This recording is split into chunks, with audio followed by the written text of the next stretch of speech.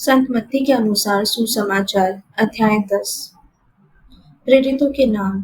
ईसा ने अपने 12 शिष्यों को अपने पास बुलाकर उन्हें अशुद्ध आत्माओं को निकालने तथा हर तरह की बीमारी और दुर्बलता दूर करने का अधिकार प्रदान किया। 12 प्रेरितों के नाम इस प्रकार है। पहला सिमोन, जो पेतरुस कहलाता है, और उसका भाई अंद्रयास, जबेदी का पुत्र याकूब और उसका भाई यूहन, फिलिप और बर्थोलोमी, थोमस और नाकीदार मत्ती, अल्फाई का पुत्र याकूब और थद्देयुस, सिमोन कनानी और यूदस इस्करियोती, जिसने ईसा को पकड़वाया। 12 का प्रेषण। ईसा ने इन 12 को यह अनुदेश देकर भेजा, अन्य राष्ट्रों के यहाँ मत जाओ और समारियों के नगरों में प्रवेश मत करो, बल्कि इज़राइल के घराने की खोई हुई भेड़ों के यहाँ जाओ। राह चलते यह उपदेश दिया करो, स्वर्ग का राज्य निकट आ गया है। रोगियों को चंगा करो, मुर्दों को जिलाओ, कोढ़ियों को शुद्ध करो, नरक दूतों को निकालो।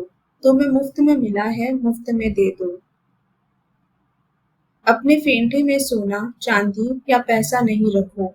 रास्ते के लिए न झोली, न 2 कुर्ते, न जूते, न लाठी ले जाओ, क्योंकि मजदूर को भोजन का अधिकार है। किसी नगर या गांव में पहुंचने पर एक सम्मानित व्यक्ति का पता लगा लो और नगर से विदा होने तक उसी के यहाँ ठहरो। उस घर में प्रवेश करते समय उसे शांति की आशीष दो। यदि वह घर योग्य होगा तो तुम्हारी शांति उस पर उतरेगी। यदि वह घर योग्य नहीं होगा तो तुम्हारी शांति तुम्हारे पास लौट आएगी। यदि कोई तुम्हारा स्वागत न करे और तुम्हारी बातें न सुने, तो उस घर या उस नगर से निकलने पर अपने पैरों की धूल झाड़ दो।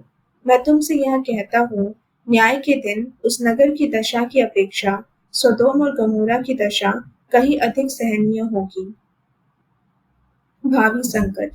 देखो, मैं तुम्हें भेड़ियों के बीच भेड़ों की तरह भेजता हूँ, इसलिए सांप की तरह चतुर और कपोत की तरह निष्कपट बनो। मनुष्यों से सावधान रहो, वे तुम्हें अदालतों के हवाले कर देंगे और अपने सभागृहों में तुम्हें कोड़े लगाएंगे। तुम मेरे कारण शासकों और राजाओं के सामने पेश किए जाओगे, जिससे मेरे विषय में तुम उन्हें और गैर यहूदियों को साक्ष्य दे सको। जब वे तुम्हें अदालत के हवाले कर रहे हो, तो यह चिंता नहीं करोगे कि हम कैसे बोलेंगे और क्या कहेंगे। समय आने पर तुम्हें बोलने को शब्द दिए जाएंगे, क्योंकि बोलने वाले तुम नहीं हो, बल्कि पिता का आत्मा है जो तुम्हारे द्वारा बोलता है। भाई अपने भाई को मृत्यु के हवाले कर देगा और पिता अपने पुत्र को। संतान अपने माता पिता के विरुद्ध उठ खड़ी होगी और उन्हें मरवा डालेगी। मेरे नाम के कारण सब लोग तुमसे बैर करेंगे, किंतु जो अंत तक धीर बना रहेगा उसे मुक्ति मिलेगी। यदि वे तुम्हें एक नगर से निकाल देते हैं, तो दूसरे नगर भाग जाओ। मैं तुमसे यह कहता हूँ, तुम इज़राइल के नगरों का चक्कर पूरा भी नहीं कर पाओगे कि मानव पुत्र आ जाएगा। न शिष्य गुरु से बड़ा होता है और न सेवक अपने स्वामी से। शिष्य के लिए अपने गुरु जैसा और सेवक के लिए अपने स्वामी जैसा बन जाना ही बहुत है। यदि लोगों ने घर के स्वामी को बेल्जेबुल कहा है, तो वे उसके घर वालों को क्या नहीं कहेंगे। निर्भीकता से ईसा को स्वीकार करना। इसलिए उनसे नहीं डरो। ऐसा कुछ भी गुप्त नहीं है जो प्रकाश में नहीं लाया जाएगा, और ऐसा कुछ भी छिपा हुआ नहीं है जो प्रकट नहीं किया जाएगा। मैं जो तुमसे अंधेरे में कहता हूँ, उसे तुम उजाले में सुनाओ। जो तुम्हें फुसफुसाहटों में कहा जाता है, उसे तुम पुकार पुकार कर कह दो।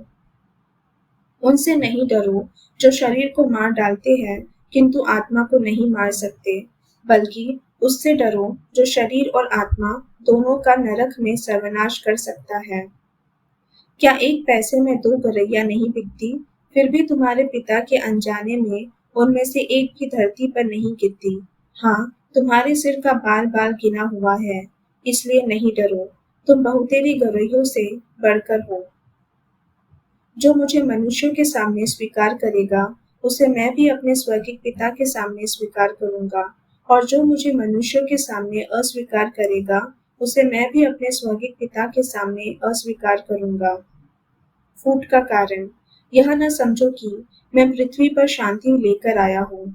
मैं शांति नहीं बल्कि तलवार लेकर आया हूँ।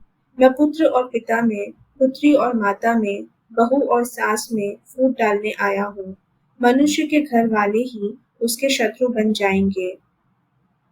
आत्मत्याग। जो अपने पिता या अपनी माता को मुझसे अधिक प्यार करता है, वह मेरे योग्य नहीं। जो अपने पुत्र या अपनी पुत्री को मुझसे अधिक प्यार करता है, वह मेरे योग्य नहीं। जो अपना क्रूस उठाकर मेरा अनुसरण नहीं करता, वह मेरे योग्य नहीं। जिसने अपना जीवन सुरक्षित रखा है, वह उसे खो देगा, और जिसने मेरे कारण अपना जीवन खो दिया है, वह उसे सुरक्षित रख सकेगा। पुरस्कार। जो तुम्हारा स्वागत करता है, वह मेरा स्वागत करता है, और जो मेरा स्वागत करता है, वह उसका स्वागत करता है जिसने मुझे भेजा है। जो नबी का इसलिए स्वागत करता है कि वह नबी है, वह नबी का पुरस्कार पाएगा, और जो धर्मी का इसलिए स्वागत करता है कि वह धर्मी है, वह धर्मी का पुरस्कार पाएगा। जो इन छोटों में से किसी को एक प्याला ठंडा पानी भी इसलिए पिलाएगा कि वह मेरा शिष्य है, तो मैं तुम्हें विश्वास दिलाता हूँ कि वह अपने पुरस्कार से वंचित नहीं रहेगा। प्रभु की वाणी। ईश्वर को धन्यवाद।